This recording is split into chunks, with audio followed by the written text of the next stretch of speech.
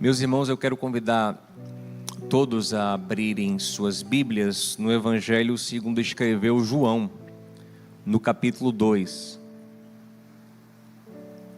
Aproveito para cumprimentar quem está assistindo pela internet, dizer que é uma alegria ter você conosco aqui no YouTube, te convidar a se inscrever no canal, para não perder nada e caminhar com a gente. Deixar o like também, comentar livremente, pedir oração nos comentários, se assim você quiser, e compartilhar com quem você ama. Evangelho de João, meus irmãos, capítulo 2, texto muito famoso, texto do casamento em Caná, na Galileia. Vamos ler alguns versículos, a partir do primeiro.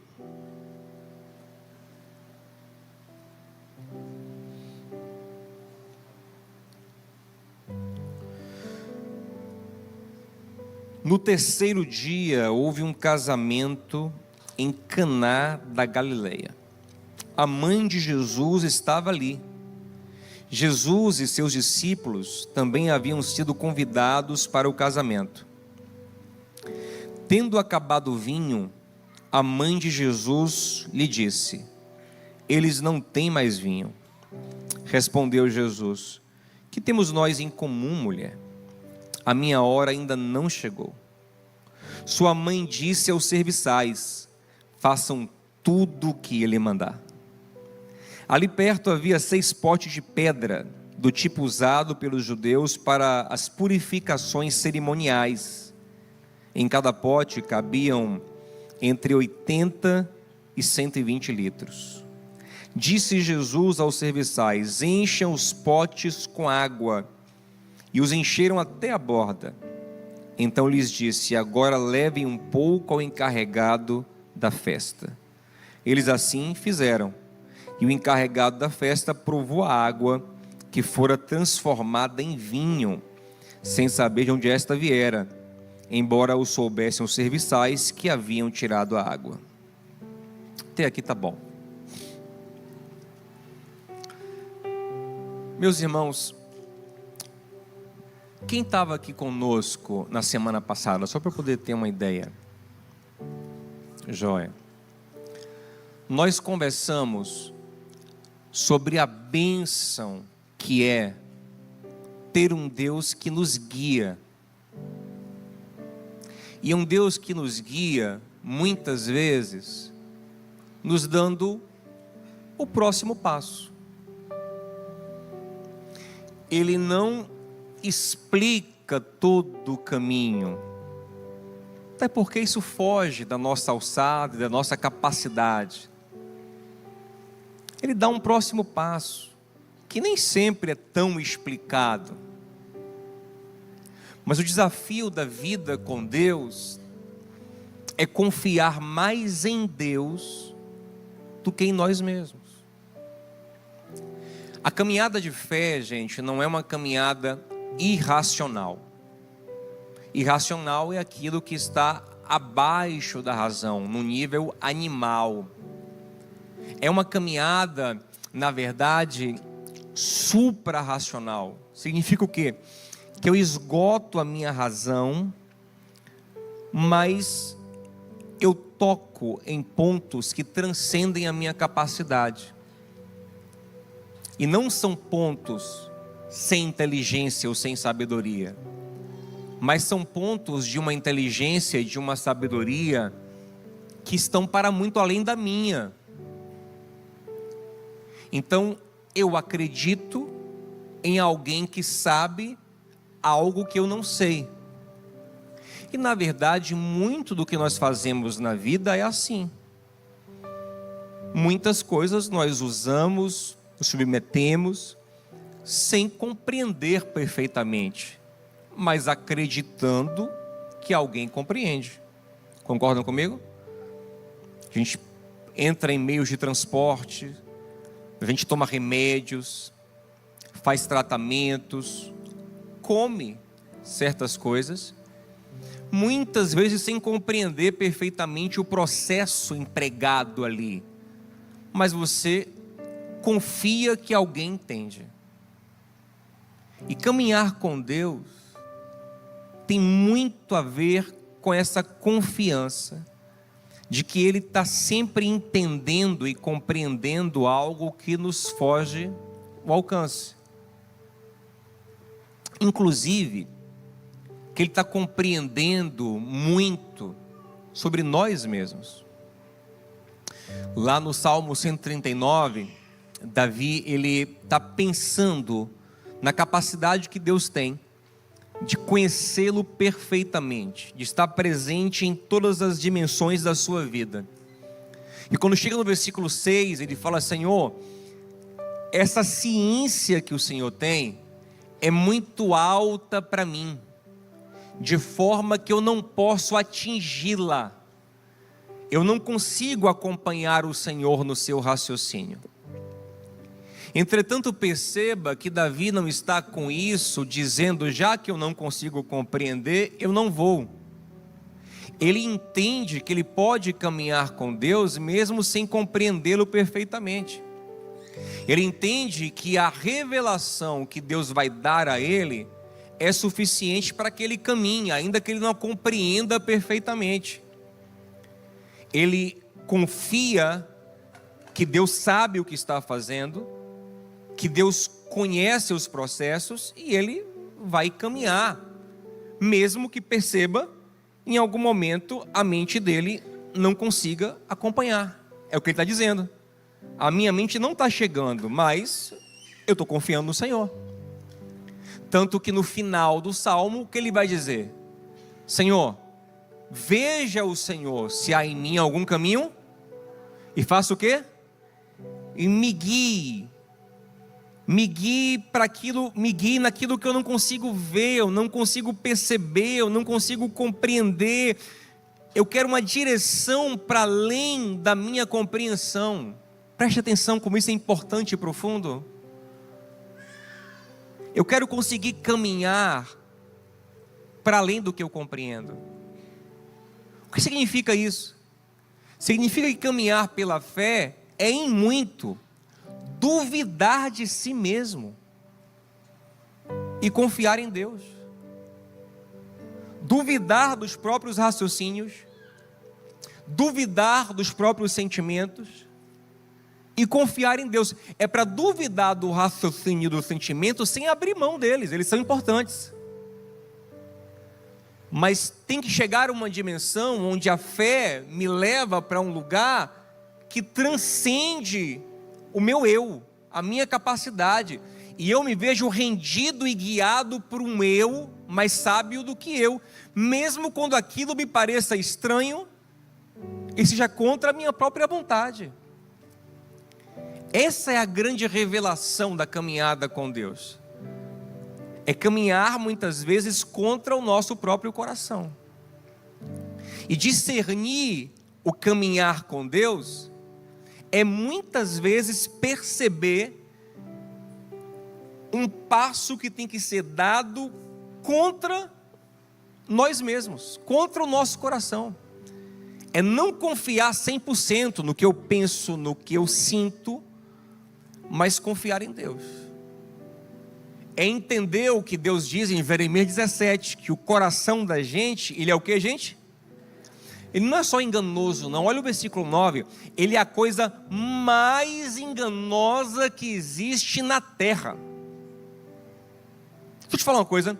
Ninguém nunca te enganou tanto, nem aquele seu ex miserável. Ninguém te enganou tanto quanto o seu próprio coração. Ninguém te enganou como o seu próprio coração. Inclusive, você gostou daquele seu ex por causa do seu coração.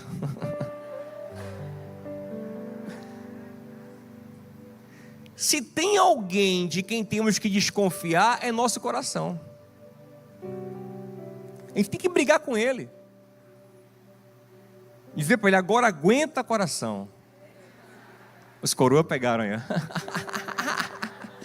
Você que inventou essa confusão.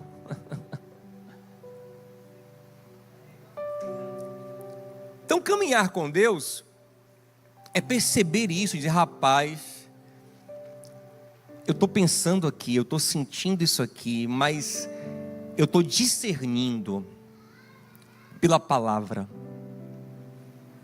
eu estou discernindo pelo Espírito Santo, que a direção é para lá. Então, o que é que eu vou fazer? Eu vou orar para conseguir ir contra a minha vontade e fazer a vontade de Deus. Essa é a nossa vitória. Estamos agora no final do ano, vamos começar um novo ano, querendo Deus. E às vezes a gente está orando, dizendo: Senhor, me dá isso, e me dá aquilo, e eu quero isso, e eu quero aquilo. E assim, peça ao seu Pai tudo o que você quer mesmo. Isso é bom. Mas eu quero te aconselhar a gastar um tempo ainda maior orando ao Senhor para discernir o que Ele quer, a vontade dEle, o passo que Ele tem. Porque se a gente estiver equivocado, se a gente estiver num caminho obstinado, ainda que com convicção, como Saulo de Tarso, que estava ali convicto, que estava fazendo a coisa certa, mas estava equivocado. Então Jesus lhe apareceu, ele mostrou o equívoco, ele abriu os olhos para a verdade. Então, se tem uma coisa na qual temos que investir em buscar, é discernir pela palavra e pelo Espírito a vontade de Deus, o que de fato é bom, o que não é bom, que há caminhos para o homem que parecem ser, mas o fim é. Então parece, a gente avalia como bom, mas não é. Por isso que Jesus, quando ensina o Pai Nosso, que é um modelo de oração para ser feito diariamente, é um conteúdo sobre o qual orar todos os dias. Como sabemos que é todos os dias, gente? Porque lá na parte do pão, o que é que ele fala? O pão nosso do mês inteiro manda hoje. É assim que é a oração? É o pão de... Então é uma oração para ser feita a cada dia. O pão de cada dia nos dê hoje. É para tratar com o Senhor sobre aquilo todos os dias. Só que antes do pão tem um outro pedido mais importante. Até para que eu discirna qual é o pão que eu de fato estou precisando. Pão ali é uma representação de necessidades que nós temos. Até que para que eu discernir do que eu de fato estou precisando na minha vida hoje, de qual o pão que eu estou precisando hoje, o Senhor fala que tem um pedido para ser feito antes. Qual é o pedido? Venha a nós o teu reino, seja feita a tua vontade. Antes de pedir qualquer coisa, eu me coloco diante dele dizendo: Senhor, me mostra, me revela, me confirma, me ajuda a fazer a tua vontade. Eu gasto tempo nisso.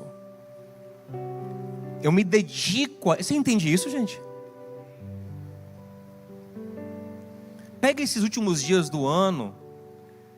Sei que você pode estar agora traçando metas e planos para o ano que vem. Isso é saudável. Mas assim, invista em orar para que o Senhor abra o seu coração, incline o seu coração, te dê direções pela palavra e pelo Espírito. Gente, o nosso coração engana muito. Esses dias eu estava vendo um filme de desenho animado e era para criança, mas eu fiquei impressionado com o nível de profundidade proposto. No final do filme, um certo príncipe que estava apaixonado por uma menina vê essa menina declarando amor por um outro personagem. E ele fica olhando aquilo, aquela menina declarando amor por outro personagem. E aí um outro personagem também que está observando toda a cena, olha para o príncipe e fala assim: olha, você viu que ela ama ele, então vai embora. Aí ele fala assim: ó, eu vou, mas eu volto, Porque a coisa mais volúvel do mundo é o coração da gente. Olha que coisa profunda ele está falando. Eu vou embora agora, mas eu vou voltar depois, porque eu sei que o que ela sente agora pode mudar. E nós somos assim, gente. Queremos uma coisa hoje, sentimos uma coisa hoje, desejamos uma coisa. Aquilo para a gente é tudo hoje, amanhã não é mais nada. Né? Era o sonho, a meta da vida, o que mais importava, daqui a pouco não vale mais nada. Então assim, como confiar num coração tão falho como o nosso? Olha Provérbios 3:5. Não te estribes na sua própria inteligência, mas confie no Senhor de todo o teu coração. Reconheça o Senhor em todos os seus caminhos, e Ele endireitará as suas veredas. Amém, gente? Então assim, eu quero reforçar isso, que nós busquemos pela palavra e pelo Espírito discernir o Senhor, discernir direção de Deus, vontade de Deus, palavra de Deus, né? O que o Senhor de fato quer, e nos alinhemos a isso, porque ser guiado por Deus é isso, ok? Se você olhar ali o Salmo 37, versículo 4, que diz: entrega o seu caminho ao Senhor, confia nele, e o mais. Há quem pense que entregar caminho ao Senhor é pegar o que você quer e falar: Senhor, está aqui, ó, eu quero isso, abençoe. Não. Se você olhar para aquele salmo, você vai perceber que entregar o caminho ao Senhor é se submeter a Ele. Amém? É falar: Senhor, a partir de agora eu não mando mais na minha vida, eu agora sou mandado, eu sou guiado, eu sou ordenado, eu sou o teu discípulo, eu sou o teu servo, eu entrego o meu caminho ao Senhor, eu entrego a minha vida a Ti, agora mande na minha vida. Amém, gente? Então, dito isto, esse texto aqui, que nós lemos juntos, de João capítulo 2, ele é um texto muito interessante, porque é uma festa de casamento, e naquela cultura, a festa de casamento era a festa, ainda é hoje, mas na cultura judaica, gente, isso ainda é mais importante do que a gente tem como costume aqui. Pense uma festa importante para a família, o casamento. Durava vários dias, alguns duravam 7 dias. Os parentes vinham de longe, enchiam as hospedarias da cidade. Era uma festa guardada, então era memorável aquele momento, seria falado sobre ele durante muitos anos. E se alguma coisa desse errado, seria uma vergonha também. Tudo que tem grande potencial para ser legal, também tem potencial para ser uma tragédia. E qual era o motor principal de uma festa de casamento? O vinho.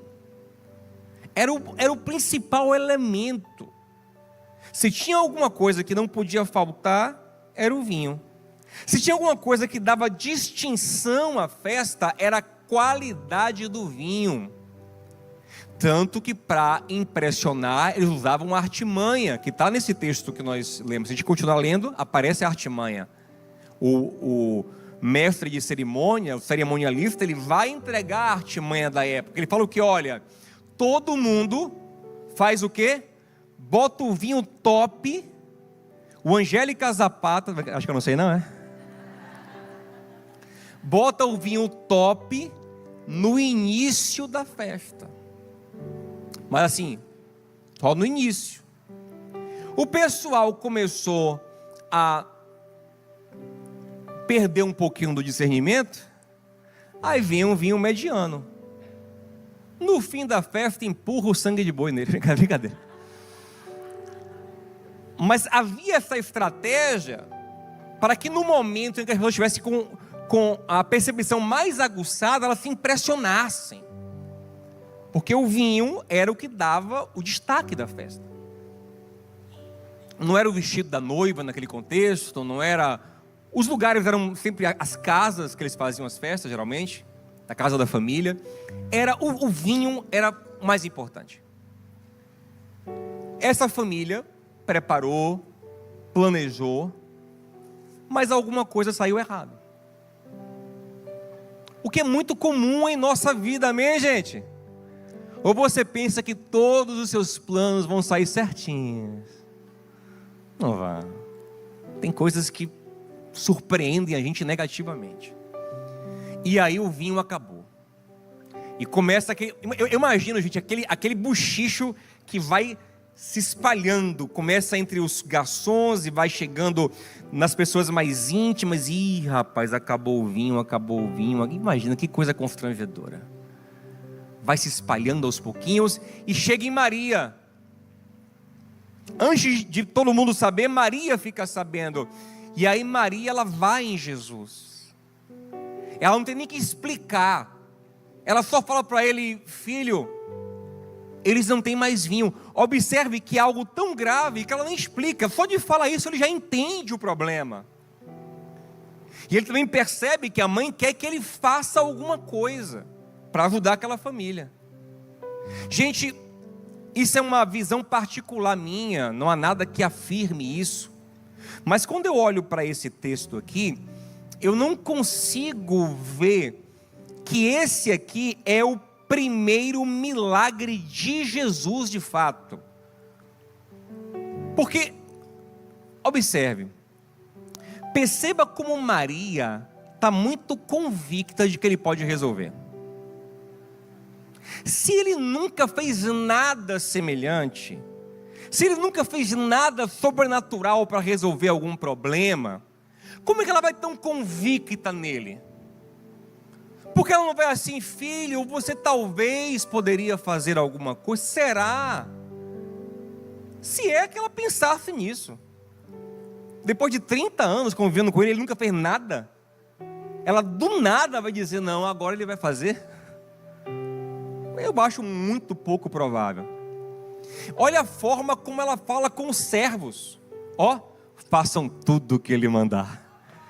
Como quem sabe que quando ele assume o controle... Tipo assim, essa cena eu já vi lá em casa. Deu um problema, eu disse: Jesus, come here. Mas só... Quando ele veio... Aí ele, o que é que ele faz? Ele assume o controle. É só isso que precisa. Aleluia. Eu imagino que Maria já tinha visto alguma coisa. Outra coisa, o texto não diz que esse é o primeiro milagre que ele fez na vida. O texto diz no versículo 11 que é o primeiro sinal. A nova NVI coloca que é o primeiro milagre que ele fez. Para mim, uma tradução que não está boa. Traduções mais antigas dizem que assim ele iniciou os seus sinais aos seus discípulos. Sinal ali é Simeon, que é demonstração do seu poder. Foi o primeiro sinal que ele deu para os discípulos crerem nele. Mas não quer dizer que é o primeiro milagre que ele fez. Enfim, só estou tentando conjecturar para você entender o contexto. O que importa aqui é que Maria está muito segura. Maria, ela não está pensando num método específico. Ela não está falando assim: olha, se a gente fizer isso, isso, isso e aquilo, ele vai agir. Não. Infelizmente, muita gente quer tratar Deus assim, né? Como se Deus fosse um código que a gente opera e aí ele faz o que a gente quer. Não. Maria não sabe o que o Senhor vai fazer, como o Senhor vai fazer. Maria sabe de duas coisas. Primeiro, mesmo o Senhor retrucando a princípio a mulher, não chegou a minha hora, tal, ela confia muito na bondade dele. Ela fala assim: eu conheço esse homem. Mesmo ele reticente, olhando a dor, olhando a aflição da família, Ele não vai ficar indiferente. Eu conheço Jesus. São as duas coisas que a gente tem que saber. Primeiro, que Ele é bom. Hebreus 11:6, lembre disso. Sem fé é impossível, porque é necessário que todo mundo que se aproxima de Deus crê em duas coisas. Primeiro, o quê? Que Ele existe. Segundo, que Ele é abençoador de todo aquele que o busca. Mesmo que Ele não faça exatamente o que você quer, quem busca Ele de verdade tem resposta. E Maria sabe que alguma coisa Ele vai fazer. É curiosa a cena. Que ela chega e fala: ô vinho, Jesus, acabou o vinho. Ele: minha mãe, não me agonie não, mãe, não chegou a hora ainda não. Aí ela não fala nada. Ela olha para o garçom e fala assim: ó, o que ele mandar, faça. Só isso. Duas coisas. Primeiro, Ele é bom. Segundo, Ele vai mandar alguma coisa. Isso é muito interessante. Não tem um método, mas Maria sabe que o Senhor vai mandar alguma coisa. Ele não vai fazer sozinho, Ele vai instrumentalizar as pessoas em volta. E se você olhar as operações milagrosas de Jesus, isso se repete o tempo todo. Sem nenhuma necessidade, Ele muitas vezes conta com atos de quem está em volta. Ele assume o controle e começa a dar ordens. Por exemplo, Lucas capítulo 5. Ele está no barco de Pedro. Acabou a pregação, ele fala: Pedro, afasta mais para o fundo. Joga a rede. Pedro já tinha jogado a rede a noite toda. Naquele barco, naquele mar. Agora, o que mudou? Agora Jesus está no controle. E, gente, Ele poderia mandar os peixes pularem no barco? Mas Ele não faz assim. Ele quer que Pedro jogue a rede debaixo da palavra dele. Na água que virou vinho, Ele manda botar água nos potes que serviam para lavar a mão e utensílios. Para que isso? Ele poderia transformar a água em vinho onde a água já estava. Tem que botar para cá para virar vinho. Onde estava mesmo virava vinho. Sem ninguém fazer nada. Mas Ele não faz assim. Ele pede: botem a água aqui. Ele quer isso. Tem vários cegos que o Senhor cura pela palavra, pelo toque. Mas em João 9, tem um cego que ele faz o Senhor cospe no chão, faz um cataplasma, passa no olho do cego e dá uma ordem estranha: vá se lavar no tanque de Siloé. Aí vai o bichinho cego com a lama no olho, andando. Ele precisava disso para curar, gente? E os leprosos em Lucas 17, que clamam a Ele, 10 leprosos, e Ele diz: daí mesmo, deem meia volta e vão para o templo. Ele curou outros leprosos tocando neles, falando com eles. Para que Ele deu essa ordem? Tem que ir para o templo. Aí quando a gente é místico de uma maneira irresponsável e desconectado da palavra e não entende a soberania de Deus, a gente quer achar aqui tem um código. Se eu for caminhando para o templo, aleluia. Aí tem pastor que começa a cuspir, é verdade, leca, porque acha que o segredo está no cuspe. Aí o outro, como é cada um que achar um método, não é sobre isso. Ele não precisava de cuspe, nem de lama, nem que ninguém fosse para o templo, nem de pote de água para tomar banho, nem para lavar utensílios, nem de Pedro para jogar rede nenhuma, gente. Mas ele simplesmente escolhe trabalhar assim. E eu pergunto por quê? Primeira coisa que eu penso que ele quer fazer com isso é uma coisa que a gente faz quando a gente é pai. Eu faço isso, especialmente com o meu pequeno, né? Minha mais velha, hoje um pouco menos. Mas o meu pequeno principalmente. Eu não preciso dele para fazer as coisas. Mas eu quero que ele se envolva. Eu quero que ele participe. Eu quero dar lições a ele. Há uma pedagogia nisso. Então às vezes eu falo... Ele está aí? Não, né? Porque ele estava. Eu falo, Judá, pega ali tal coisa, pega ali a ferramenta, pega ali a caneta. Meu irmão, geralmente é um desastre. Pega errado, faz errado. Eu falo, meu Deus, para que eu inventei isso? O que seria muito mais rápido demora mais porque ele está participando. Mesma coisa. Jesus podia fazer tudo muito mais rápido, sem Pedro, sem garçom, sem cego andar até tanque, sem nada. Ele podia fazer tudo na hora. Mas Ele quer que nós participemos. Porque em cada momento desse há uma pedagogia, amém, gente? Há lições que Ele vai nos dar, há processos que Ele vai trabalhar em nós. É o que eu estou fazendo com meu filho, estou ensinando ele várias coisas, estou capacitando, estou me conectando com ele. E é o que Ele faz conosco.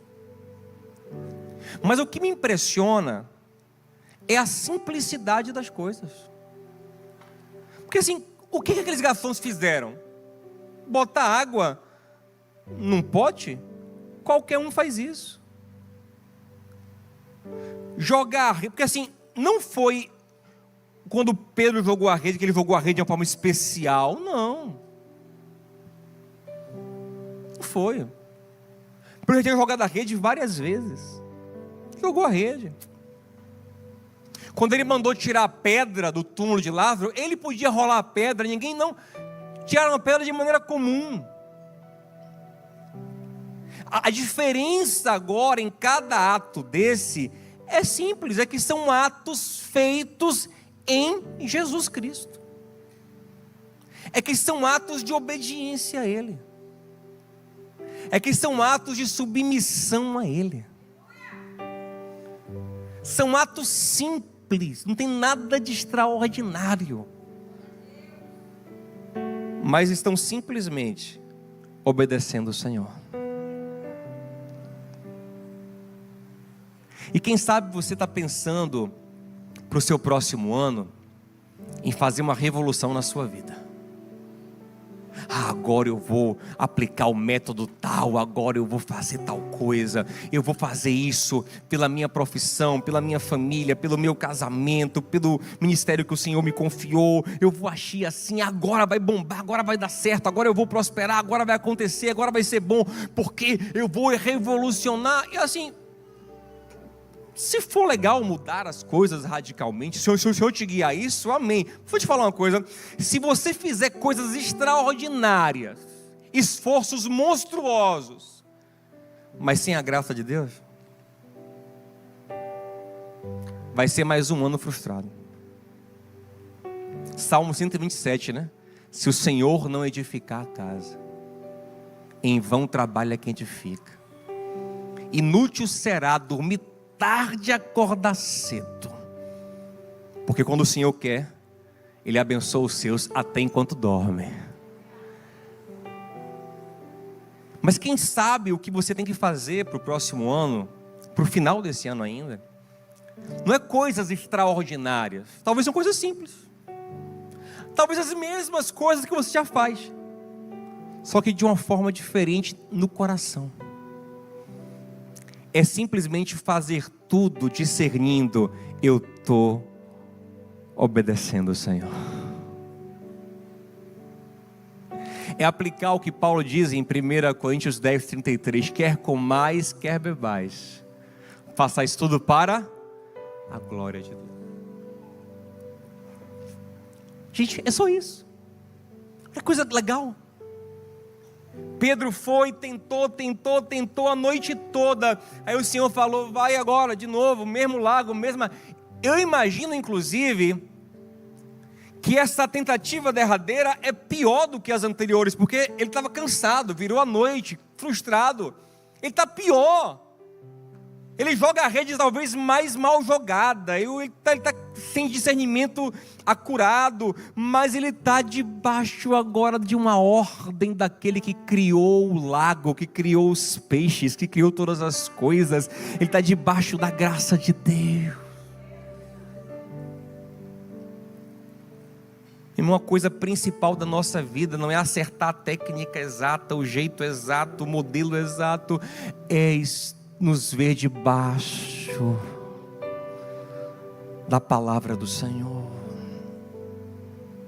A minha oração por você e por mim também nesse final de ano e nesse próximo ano é que em cada ato nos vejamos como um Pedro que está dizendo: Senhor, eu estou rogando por causa da tua palavra,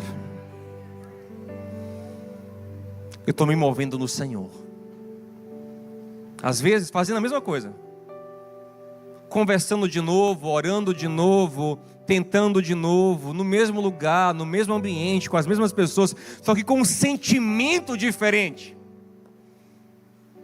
Antes eu estava confiando muito na minha técnica, na minha habilidade, no meu estudo, mas agora eu estou confiando nele. Agora eu sei que qualquer resultado que vier não veio de mim, dele, por ele e para ele são todas as coisas. Só isso. É só isso. É só se perceber como alguém que está a serviço e não que é dono, sabe, das coisas. Eu achei interessante isso, como aquela família perdeu o controle da festa, né? De repente a festa não era mais deles. Jesus entrou ali e disse: agora eu vou mandar. E eles vão obedecer.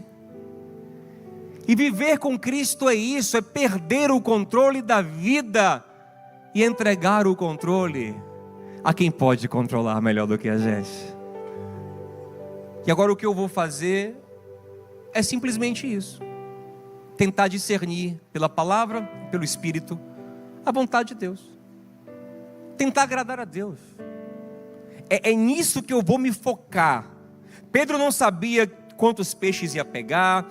Pedro não tinha noção. Não, eu projetei aqui, fiz uma pesquisa de mercado, fiz uma análise aqui do lago, percebi aqui que pelo horário aqui tem um grande... Não, Pedro não sabia de nada. Aleluia. E eu não estou estimulando a incompetência, a negligência, a imprudência, a imperícia, até porque os 3 últimos são crimes culposos. Podem gerar crime culposo. Se dedique, faça o melhor.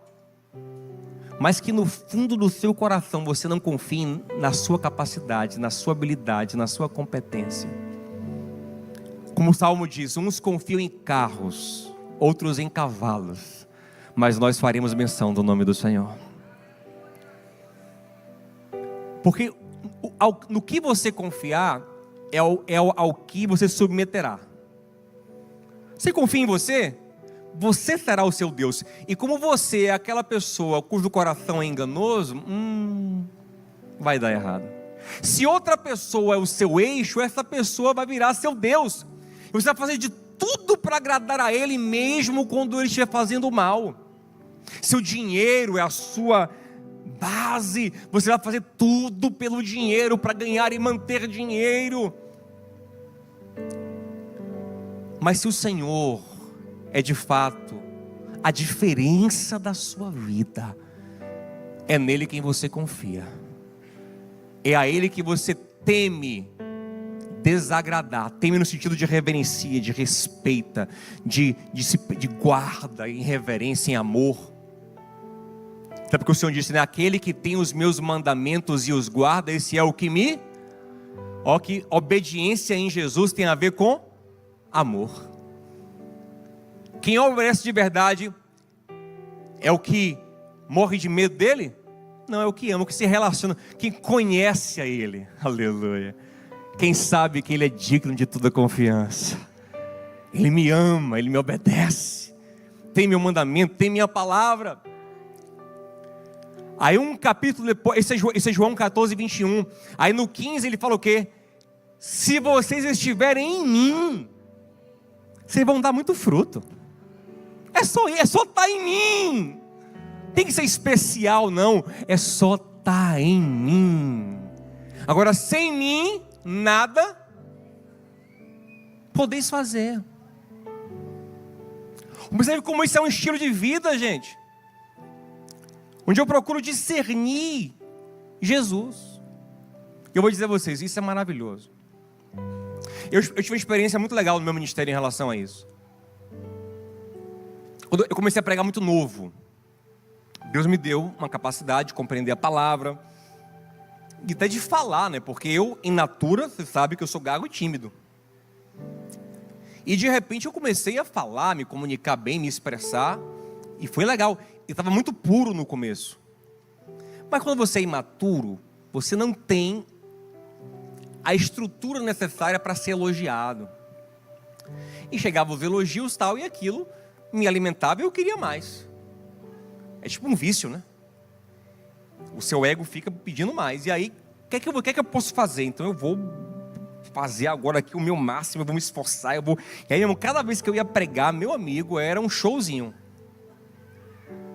Sabe, eu pensava, calculava, eu imaginava a reação que as pessoas teriam quando eu falasse tal palavra. Eu já pensava, já calculava o roteiro, pensava os pontos, isso aqui, o que é mais inusitado para impressionar, eu queria ter no meu sermão. Ridículo. Mas eu vivi isso. E aí assim, era interessante que por mais que eu fizesse isso naquele período da minha vida ali, né, que eu ia lá e me esforçava, suava, eu percebia que estava faltando alguma coisa. Que havia assim, é legal, tal, mas estava faltando alguma coisa vívida que transforma as pessoas. E aí eu lembro que uma vez na igreja que eu congregava, eu estava ali, eu terminei de pregar. Quando acabou o culto, um irmão me chamou e ele falou o seguinte para mim, ele falou: olha, legal a sua palavra, tal, mas assim, o Senhor manda te dizer que antes de você preparar a palavra, pergunte a Ele o que Ele quer falar. Aí eu, orgulhoso, falei: irmão invejoso, nada, rapaz, com inveja, porque ele não tem um sermão como o meu, elaborado, tá? Mas aí eu fui pregar naqueles mesmos dias numa outra igreja. E a mesma coisa aconteceu. Quando acabei de pregar, um irmão que nunca tinha me visto na vida veio até a mim e falou exatamente a mesma coisa. Parecia as mesmas palavras. Legal, tal, interessante. Mas assim, o Senhor manda te dizer que antes de você pregar, pergunte a Ele o que Ele quer falar. Eu disse: tá estranho esse negócio agora.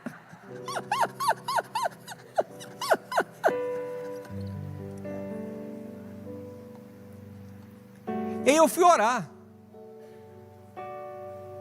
E quando eu fui orar, o Espírito Santo, ele escancarou. Disse: acorda, Binho. É sobre o que você quer? Ou você é um instrumento meu? Aí me arrependi, me quebrantei, chorei. De lá para cá, meus irmãos, graças a Deus eu cometo muito erro. Mas se tem uma coisa que eu aprendi foi isso. Às vezes o difícil não é elaborar um sermão pela misericórdia do Senhor. O Senhor me deu graça, a gente consegue elaborar muitos no mesmo dia. O difícil para mim é discernir: é isso aqui. É sobre isso. Aqui, chegou, eu percebo. Aqui, o Senhor quer falar sobre isso. Mas é impressionante que quando vem esse discernimento, meu irmão, é diferente. De lá para cá, que eu comecei a perceber. Eu falei: olha que curioso, eu comecei a pregar pior.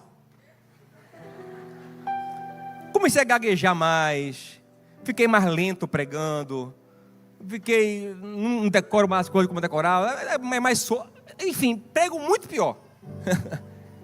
Mas o efeito é muito maior. Eu vejo o Senhor transformando pessoas. Eu falo: meu Deus, como? Aí o Senhor fala: não é você, meu filho. É porque simplesmente você botou água você botou a água no pote. Você jogou a rede. Você caminhou com a lama no olho. Você só me obedeceu e só por isso o meu poder fluiu na sua vida.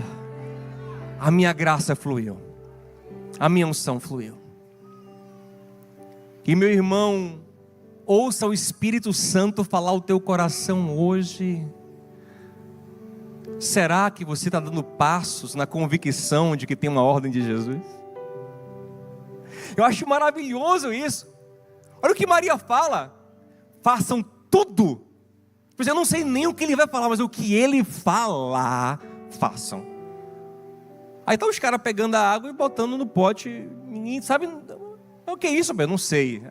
A mulher falou com autoridade aqui, que é para obedecer esse daqui. E eu quero te convidar, a partir de hoje na sua vida, buscar essa convicção. Aí quero reforçar um ponto que eu falei na semana passada. Não é para a gente ter um misticismo excêntrico, demasiadamente caricato, tipo assim, olha, vou beber água aqui, peraí, eu vou discernir quantos ml, Senhor, quando for a hora me faz parar, Senhor, senti aqui. Não é sobre isso, mas é sobre fazer tudo pela fé, sim. Paulo fala em Romanos 14, 23, que o que não vem da fé é o que, gente? Pecado. Que coisa. O que eu não fizer com fé é pecado. Por quê? Porque eu repito, se eu não confiar em Deus, eu estou confiando em outro lugar. E aquilo no qual eu deposito a minha confiança vira o meu Deus, vira o meu Senhor. Então a única forma de me submeter a Deus é confiando nele e fazendo tudo pela fé. Quer comais, quer bebais ou façais qualquer outra coisa, fazer com fé de que eu estou agradando a Deus. Isso não é para gerar neuroses, meu Deus, será que o Senhor se agradou que hoje eu saí com a camisa vermelha? Não, não é sobre isso. Você entende? Mas é sobre um discernimento de vida. Eu estou caminhando em Cristo. Isso é muito gostoso, gente. Eu repito, atos simples, coisas simples. Tudo coisa simples, botar água aqui, jogar a rede, lavar o olho, tirar a pedra, caminhar para o templo, nada extraordinário. A diferença em cada ato desse era uma convicção: eu estou fazendo em Cristo. Que você possa acordar para trabalhar, hoje eu estou indo trabalhar no Senhor. Eu não estou apenas vendendo um produto, eu estou servindo ao Senhor aqui. Eu vou ter uma conversa com minha família no Senhor, no Espírito, na palavra. Vou fazer um movimento no meu casamento, vou fazer um movimento nos meus negócios, vou fazer um movimento na igreja, mas da convicção de que eu estou no Senhor. Não tem que ser extraordinário, não tem que ser espetacular, não tem que ser renovador. Se o Senhor quiser te dar alguma coisa assim renovadora, amém. Mas não tem que ser. Tem que ser apenas debaixo da ordem dele, na confiança nele. E aí eu encerro dizendo, olha que coisa maravilhosa, gente. E eu creio que é isso que vai acontecer nas nossas vidas, se Jesus tomar o controle. Aquela festa, que seria uma vergonha, que seria comentada como a festa que acabou o vinho por anos e anos, talvez por gerações, comentasse, rapaz, a festa do meu avô foi uma tragédia, acabou o vinho no casamento dele, passou a ser conhecida por milênios como a única festa que provou o melhor vinho que já existiu no mundo, o vinho que Jesus fez. Simplesmente porque o Senhor se assenhorou, deu ordens simples e elas foram obedecidas. E eu acredito que se na simplicidade da vida, Lutero falava uma coisa legal, ele falava assim, ó, Deus governa o mundo na obediência ordinária dos seus servos. Se a gente começar a fazer coisas simples, mas na convicção de que estamos fazendo no Senhor, o que era vergonha vai ser transformado em glória para o Senhor. O que estava indo mal vai começar a ir bem, Mas qual foi a revolução? Simples, eu comecei a fazer tudo para a glória de Deus. Comecei a ter um sentimento que não era para minha vanglória, que não era para o meu... Comecei a fazer assim, essa é a vontade dele? É o que ele quer? É o que eu vou... Eu nem estou entendendo, nem concordei. Pedro não retruca, mas Pedro pontua, Senhor, tentei a noite toda. Tipo assim, tá estranho a sua ordem aí, mas já que o Senhor está mandando, por causa do Senhor, da tua palavra, eu vou lançar a rede. Marta retruca, Senhor, tirar a pedra, 4 dias, ela não concorda. Mas já que é o Senhor mandando, ela tira a pedra. E é sobre isso, a gente não vai entender, a gente não vai concordar, a gente não vai sentir o coração para cair para o outro lado. Mas é o Senhor, é isso que eu tenho que saber. É de acordo com a palavra dEle, com a vontade dEle, é o que eu vou fazer. E aí o que vai acontecer depois disso, só Ele sabe. Mas eu sei que Ele é bom. Amém? Vamos ficar em pé juntos em nome de Jesus? Vamos orar junto?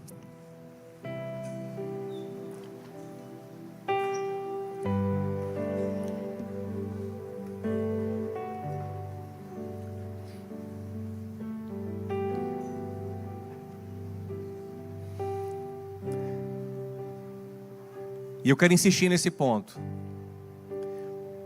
Talvez o caminho não seja buscar um método revolucionário para resolver seus problemas.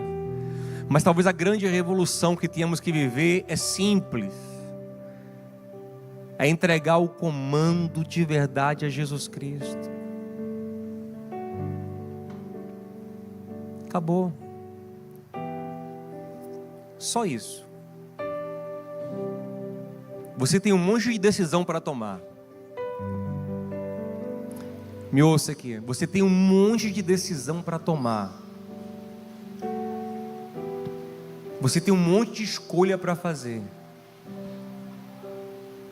Vai continuar confiando em você mesmo para tudo isso?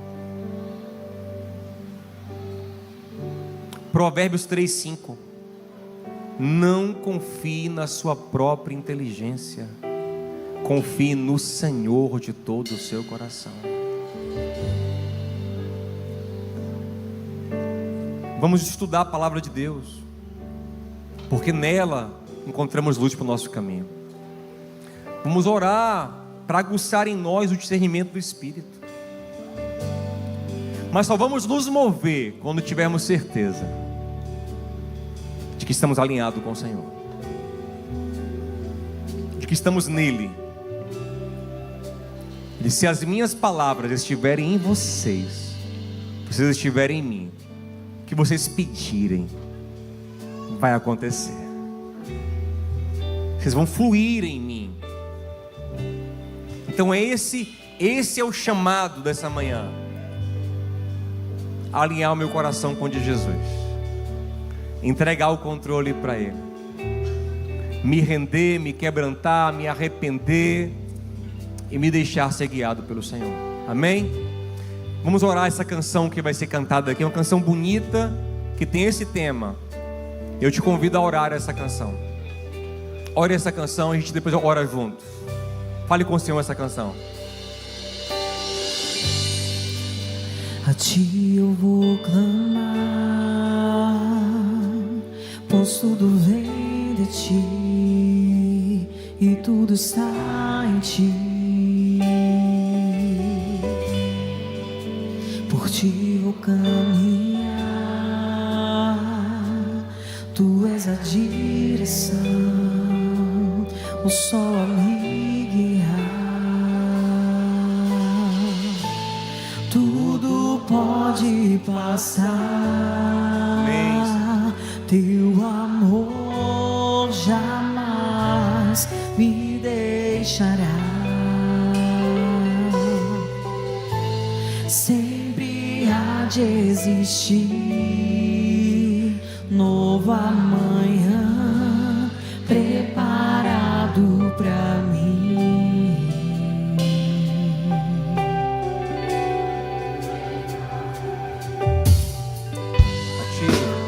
A ti eu vou clamar, pois tudo vem de ti e tudo está em ti. Por ti vou caminhar, a direção, o sol a me guiar. Tudo pode passar, teu amor jamais me deixará. Sempre há de existir novo amanhã preparado pra mim, preparado pra mim. Se renda a Ele. Eu me rendo aos teus pés, és tudo que eu preciso pra viver. Eu me lanço aos teus braços, onde encontro meu refúgio. Eu me rendo aos teus pés, és tudo que eu preciso pra viver. Eu me lanço aos teus braços, onde encontro meu refúgio, Jesus.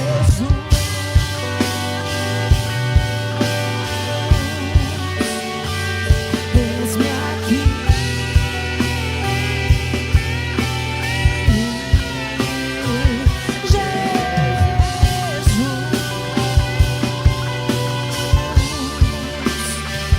Eis-me aqui.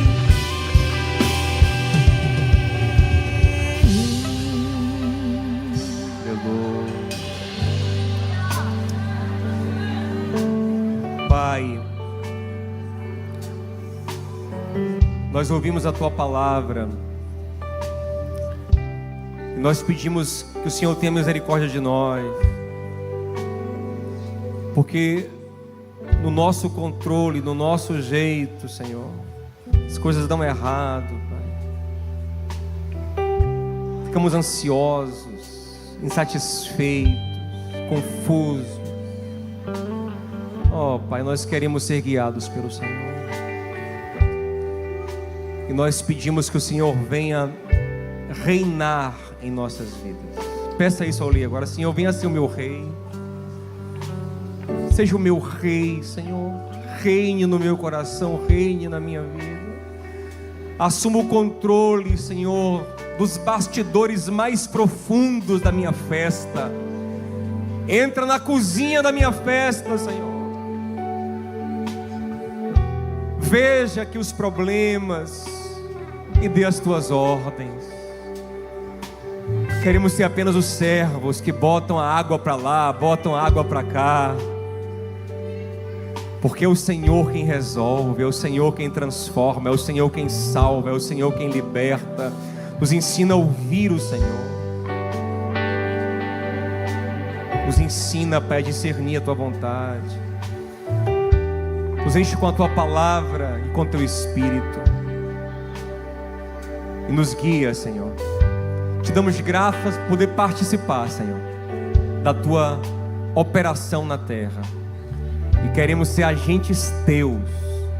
Queremos agir em nome de Jesus, Te representando, fazendo a Tua vontade, para a Tua glória, para o nosso bem e para o bem de quem nos cerca, em nome de Jesus.